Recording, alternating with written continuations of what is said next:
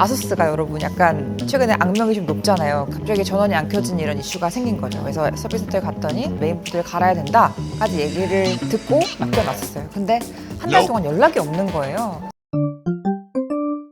안녕하세요 여러분, 오랜만에 노트북 리뷰로 돌아온 꾸꾸입니다. 제가 노트북을 한동안 제피러스를 잘 쓰다가 제피러스를 처분을 했는데요. 이 비하인드가 또 저의 고생기가 좀 담겨 있거든요. 그 제피러스가 발열이랑 이런 게 좀 있었는데 그러다가 갑자기 전원이 안 켜진 이런 이슈가 생긴 거죠. 그래서 서비스 센터에 갔더니 이거 메인보드 문제다. 그래서 메인보드를 갈아야 된다 까지 얘기를 듣고 맡겨놨었어요. 근데 한 달 동안 연락이 없는 거예요. 그래서 뭐지 이상하다 싶어가지고 전화를 했죠. 전화를 했는데 그때 담당했던 직원이 접수까지 마치고 퇴사를 했다는 거예요. 근데 아수스가 여러분 약간 최근에 악명이 좀 높잖아요. 그 A센터가 이상하기로. 그래서 뭐지 잘못되는 거 아닌가 싶었는데 다행히 그 이후에 다른 분께 인계가 돼서 한 일주일 만에 수리가 돼가지고 받았어요. 근데 뭔가 또 문제가 되면은 저희가 그 CLS도 그렇고 계속 이렇게 수리에 대한 트라우마가 약간 있잖아요. 그래서 이거 안 되겠다. 그냥 안전하게 제피러스 넘기고 새 걸로 갈아타자 해가지고 넘겼어요. 그리고 새 노트북을 가져왔고 이제 오늘 그 리뷰를 해보려고 합니다. 이번에 산 제품은 사실 특가로 되게 조금 잘 나오고 있는 가성비 게이밍 노트북으로 잘 유명하게 알려져 있는 바로 빅터스 16 되시겠습니다. 그래서 요거를 같이 한번 개봉을 해보고 열어서 성능이랑 이런 것도 리뷰를 좀 해보겠습니다. 자, 뭐가 있나 봅시다. 우선은 이거는 DC 충전기인 것 같아요. 참고로 이제 DC 충전도 되지만 PD 충전도 지원을 하기 때문에 PD로 주로 충전을 하게 될 것 같고요. 예전 모델이랑 똑같아요. 아마 호환이 될 것 같아요. 근데 역시나 이게 워낙에 고성능의 노트북이다 보니까 엄청난 무게를 자랑하는 DC 전원. 이거 잘 안 갖고 다니게 되더라고요. 아무래도.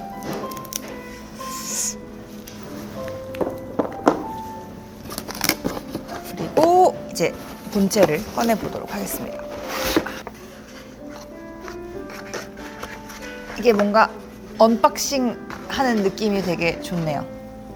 제품 설명서가 이렇게 봉투에 들어있어요. 봉투를 열면 안에 있는 모양인데 지금은 따로 보지 않겠습니다.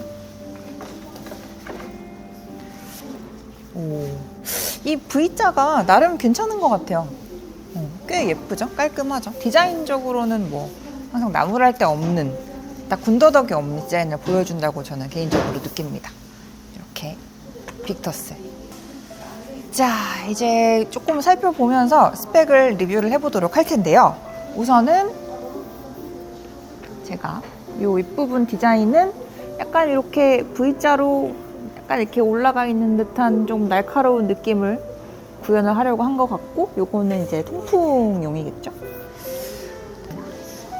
옆에 보시면 A타입이랑 이어폰 이렇게 있고,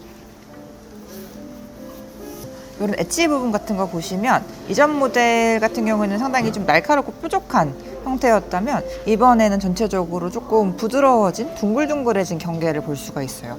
이쪽도 그렇고요. 이쪽 그리고 다 전반적으로 좀 그런 식으로 디자인이 좀 바뀌었네요. 그다음에 또 측면 보시면 그냥 딱 깔끔하죠. 워낙에 블랙이라는 이 색상 자체가 깔끔하고 조금 이렇게 안정된 느낌을 주는데 디자인도 크게 막 지저분한 거 없이 그냥 깔끔하게 잘 뽑힌 것 같아요. 그리고 조용하게 티를 내는 이 빅터스 마크. 이 힌지 부분에도 빅터스라고 적혀 있고 여기 위쪽 중앙 딱 가운데에도 V자 로고가 박혀 있고요. 자, 하지만 우리가 궁금한 건 내부이기 때문에 내부를 같이 보도록 하겠습니다. 빅터스인데 게이밍 노트북인데 이렇게 텐티가 일단 달려있는 걸 볼 수가 있고요. 그리고 재밌는 점은 이 전원 버튼이 여기 있어요. 전원 버튼이 F12 바로 옆에 있어서 백스페이스를 누르거나 딜리트 키를 누를 때 약간의 실수의 위험이 있지 않나라는 생각이 들 정도의 키 배열을 가지고 있고, 화면 쪽을 보시면 16.1인치 이렇게 16.1인치가 가능한 이유는 베젤이 굉장히 얇아요. 이 양쪽 베젤이 굉장히 얇고 여기는 웹캠을 때문에 이 정도 두께가 아마 제일 최선일 것 같고, 가운데 중앙 아래쪽 보시면 이 빅터스 마크를 넣어야 돼서 그런지 모르겠는데 약간 아래쪽이 베젤이 되게 두껍거든요. 근데 여기에 다른 뭐 기능이 첨가가 되어 있는 게 아니고 그냥 화면을 아예 위쪽으로 몰기 위해서 이런 식으로 디자인을 한 것 같아요. 그래서 디자인적으로는 이렇게 뭔가 답답하다고 느껴질 수 있을 것 같지만 나름의 생각이 있지 않았을까라는 개인적인 생각이고요. 그 다음에 키감을 좀 볼까요? 키감 상당히 중요하잖아요. 또 키감을 한번 보면 그냥 무난한 것 같아요. 무난한 것 같고 이 키 안에 눌렀을 때 아마 이 깊이가 한 1.2mm 정도 들어가게끔 되어 있다 그러더라고요. 그래서 누르는 느낌은 그냥 무난합니다. 무난하게 어느 정도 사용할 수가 있을 것 같고 소리는 진짜 조용해요. 네, 소리는 진짜 조용해서 사무실이나 이런 작업 환경에서 뭐 거의 무소음이라고 느낄 정도로 굉장히 조용하고 정숙하고요. 눌리는 느낌은 그래서 그런지 막 재밌는 느낌은 아니에요. 그 다음에 요 패드 같은 부분은 상당히 넓죠. 굉장히 넓어서 아래쪽에 상당히 많은 부분을 차지를 하고 있고 느낌 자체는 부드럽고 좋습니다. 그리고 여기가 지금 자세히 보면은 민자가 아니고 이렇게 V자 이렇게 산맥들이 이렇게 연결이 돼 있거든요. 이게 아마 빅터스 마크일 거예요. 빅터스 마크가 쭉 되어 있고 제가 처음 봤을 땐 이게 스피커라고 생각을 했거든요. 여기 보시면 뱅앤올룹슨 스피커를 탑재를 하고 있어요. 그래서 소리가 나쁘지 않을 거라고 생각이 드는데 스피커가 아닙니다. 스피커가 아니고 통풍구라고 해요. 이게 워낙에 게이밍 노트북이기 때문에 성능이 높고 아주 좋잖아요. 그래서 굉장히 그 발열 이슈에 신경을 많이 썼을 텐데 그래서 그런지 이렇게 넓은 부분을 통풍에 투자를 한 모습입니다.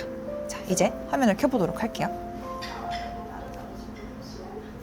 지금 전원을 연결하다 보니까 이전 세대랑 달라진 점이 전원 버튼이 전원 요 꼽는 위치가 원래 왼쪽에 있었는데 오른쪽으로 위치를 바꿨고요. 그 다음에 옆에를 보시면 원래 여기에 SD카드 넣는 데가 있었거든요. 근데 그게 좌우 다 빠져 있어요. SD카드는 개인적으로 저희는 워낙 촬영을 하고 편집을 할 때 영상 업로드가 중요하기 때문에 그거를 잘 썼었는데 이거는 좀 아쉬운 부분인 것 같습니다. 그리고 PD 충전을 하고 또 C타입을 사용을 할 때가 되게 많은데 C타입이 지금 한 개밖에 없거든요. A타입이 3개나 있고 그래서 A타입 3개 중에서 하나를 C타입으로 좀 바꿨으면 낫지 않았을까라는 아쉬움이 좀 들긴 하네요. 어쨌든 네, 그래서 일단은 간단한 스펙 당연히 설명을 드려야 되니까 일단 CPU는 인텔의 i5 13500HX 탑재하고 있고요. GPU의 경우에는 엔비디아의 RTX 4060 tab재하고 있는데 TGP는 120W입니다. 그리고 램은 16GB DDR5고요. 화면 밝기가 300니트예요. 화면은 300니트의 밝기를 보여줘서 실내 작업할 땐 전혀 문제가 없는데 만약에 밖에서 볼 거라면 약간 밝기에서 아쉬움을 다소 느낄 수도 있을 것 같아요. 그리고 이제 성능을 조금 더 부스트업 할 수 있는 먹스 스위치를 탑재를 하고 있는데 이 먹스 스위치를 온하게 되면 한 10에서 15% 정도의 성능 이득을 얻을 수 있다고 합니다. 그래서 고성능 게임을 돌리거나 조금 성능 높은 작업들을 할 때 도움이 될 수도 있을 것 같아요. 자, 이렇게 빅터스 16을 한번 알아봤는데요. 최종 정리해드리자면 일단 장점으로 꼽을 수 있는 것들이 상당히 많아요. 우선은 특가로 제가 구매를 하기도 했지만 상당히 가성비 있는 옵션들이 있거든요. 그래픽카드 같은 경우에 엔비디아의 RTX 4060을 쓰고 있는데 이 정도면 상당히 전혀 무리 없이 그래픽을 즐길 수 있는 정도라고 생각이 되고 그다음 먹스 스위치가 있는 것도 좀 고성능 작업이나 게임을 할 때 확실히 도움이 될 수 있는 부분이라고 생각을 합니다. 그리고 디스플레이의 경우에는 165Hz의 고주사율 디스플레이를 보여준다는 점도 장점으로 꼽을 수 있겠고 디자인도 조금 신경을 쓴 것 같아요. 그래서 깔끔하고 조금 세련된 디자인, 깔끔한 디자인이라고 볼 수가 있겠고요. 그다음에 휴대성이 상당히 괜찮아요. 이게 그 무게가 2.31kg거든요. 16.1인치 디스플레이인데 무게가 2.31kg 정도라는 거는 휴대하기에 상당히 무리가 가지 않는 선 정도로 잘 나온 것 같습니다.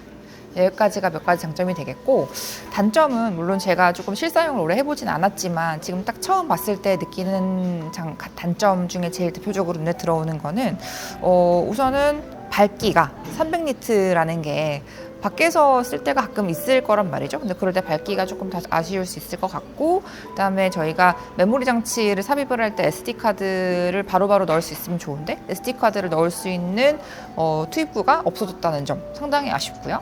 그다음에 포트 같은 경우에도 USB A 타입이 3개나 있는데 C 타입이 하나밖에 없다는 거, 이것도 단점으로 꼽을 수가 있을 것 같습니다.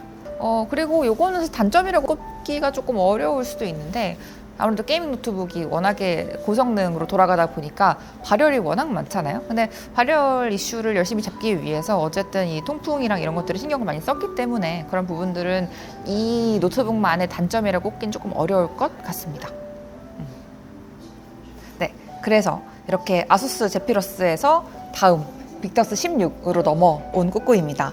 그 제피러스를 떠나보낸 게 조금 아쉽긴 하지만 이 친구가 워낙에 특가로 나오기도 했고 가성비로 유명한 제품이기 때문에 사용하는 게 상당히 기대가 되고요. 무게는 조금 더 무거워요. 제피러스보다 살짝 더 무겁지만 그래도 휴대하기에 아주 부담스러운 무게는 아니고 성능이나 이런 부분들에 있어서 전혀 작업하는 데 무리가 없을 거라고 생각이 듭니다. 그리고 무엇보다도 AS에 제가 워낙에 많이 대인 사람이잖아요. 근데 제피러스 같은 경우는 AS를 계속 할 자신이 없었고, 반면에 이 빅터스는 HP사의 제품인데 AS 측면에서 봤을 때 물론 삼성, LG가 국내에서 압도적이긴 하지만 HP도 못지않게 워낙에 대기업이기도 하고 우리나라에도 서비스 센터가 전국적으로 많이 퍼져 있기 때문에 AS 받는데도 큰 지장이 없을 거라고 생각을 해요. 그래서 이 빅터스는 조금 더 오랫동안 작업을 하면서 같이 데리고 있어 볼 예정입니다. 그래서 이렇게 오늘의 리뷰를 마치도록 하고요. 가끔씩 제가 이런 전자제품에도 좋은 제품이 있거나 제가 새로 사게 되면 한 번씩 소개해드리는 것도 괜찮을 것 같아서 가끔씩 이런 리뷰로도 찾아오도록 하겠습니다. 그럼 여기까지 꾸꾸였습니다. 다음 영상에서 만나요. 안녕.